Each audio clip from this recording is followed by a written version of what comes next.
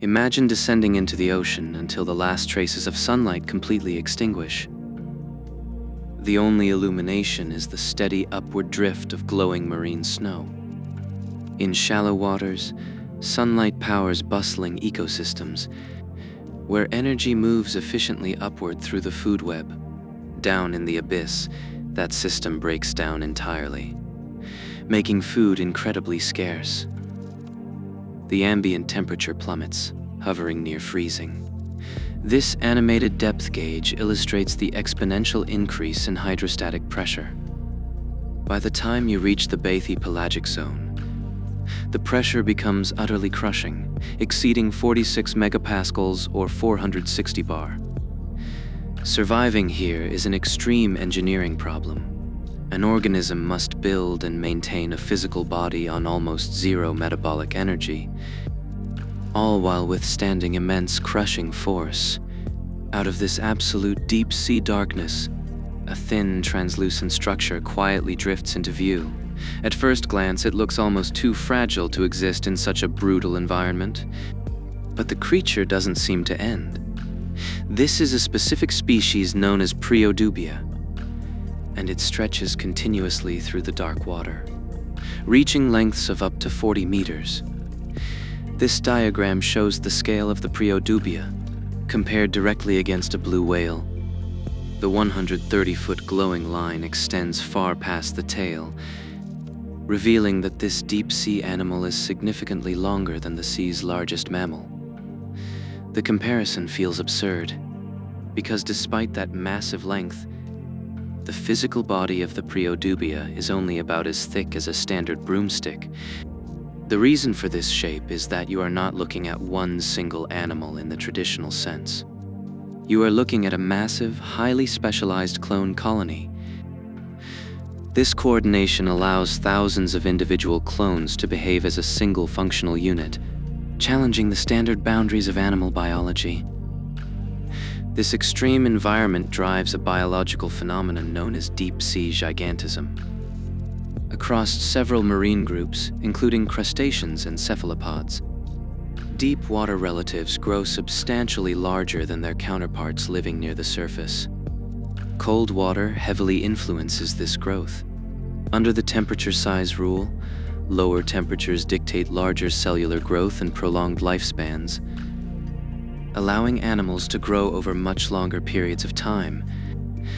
But building a huge body presents an apparent paradox.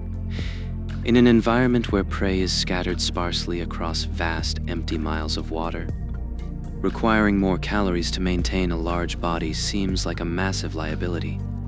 This data visualization compares the high caloric depletion rate of an actively moving hunter against the efficiency of a massive passive net.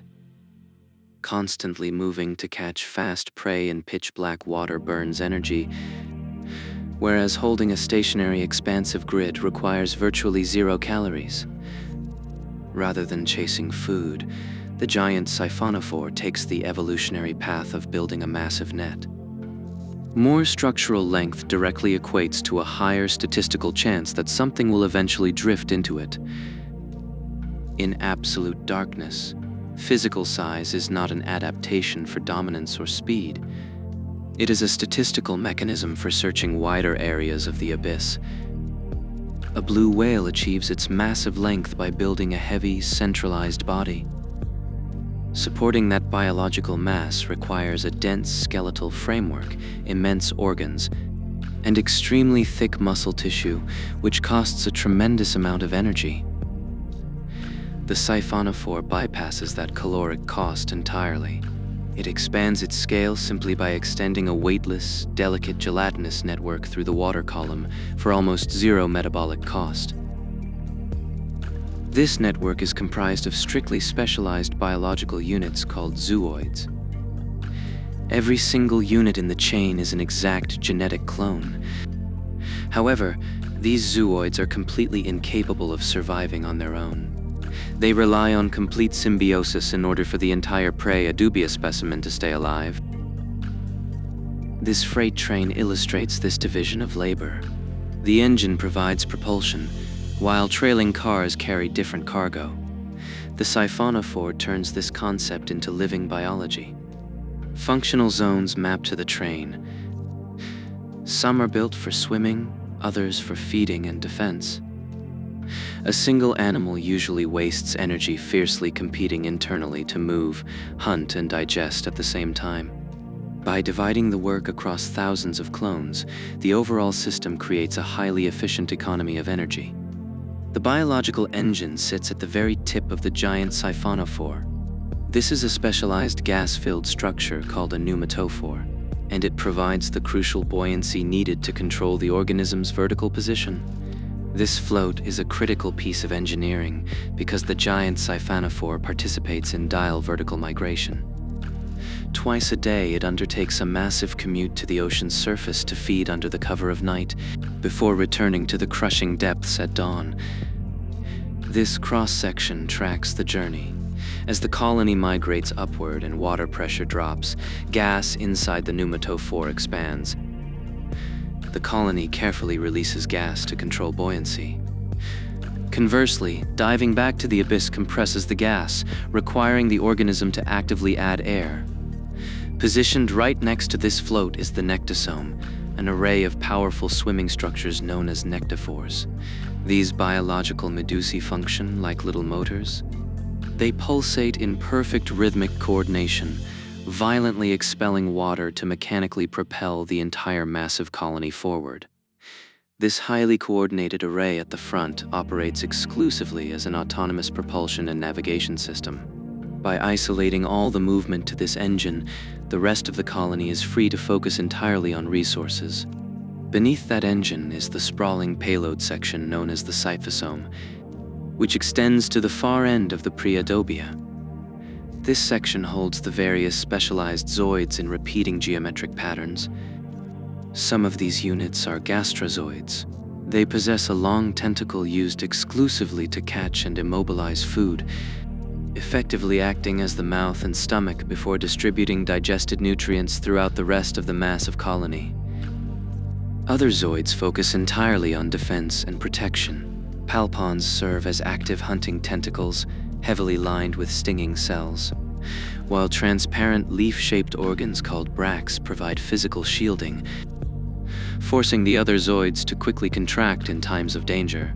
But this massive specialized payload has zooidear physical limitations. This extreme structural adaptation makes the colony incredibly fragile.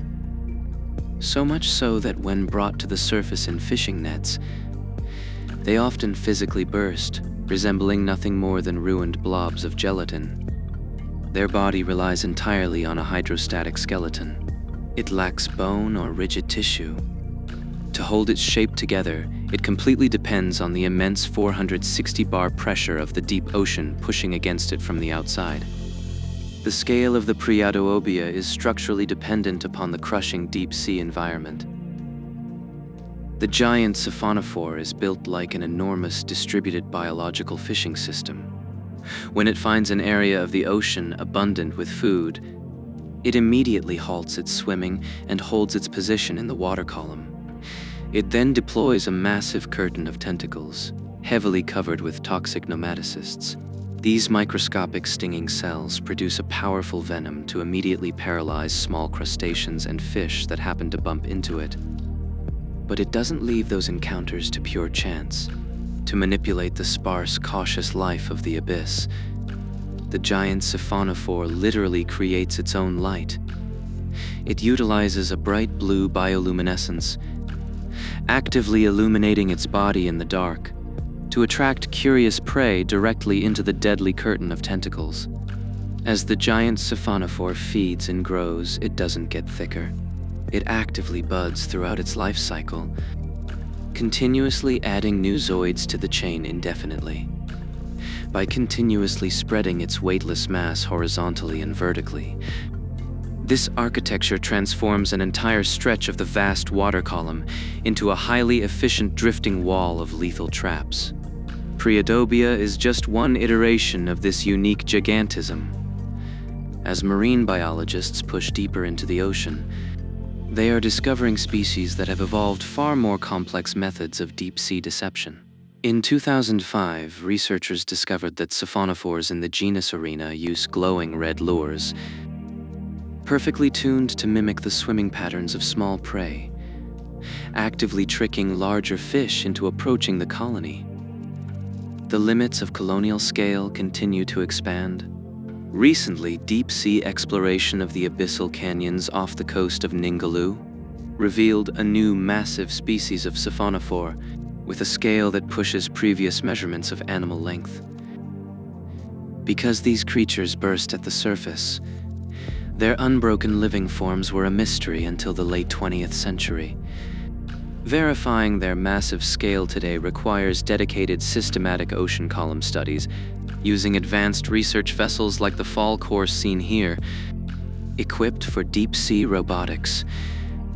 In the abyss, survival favors a distributed network that maximizes physical contact with the environment, turning a vast stretch of the water column into a successful survival strategy.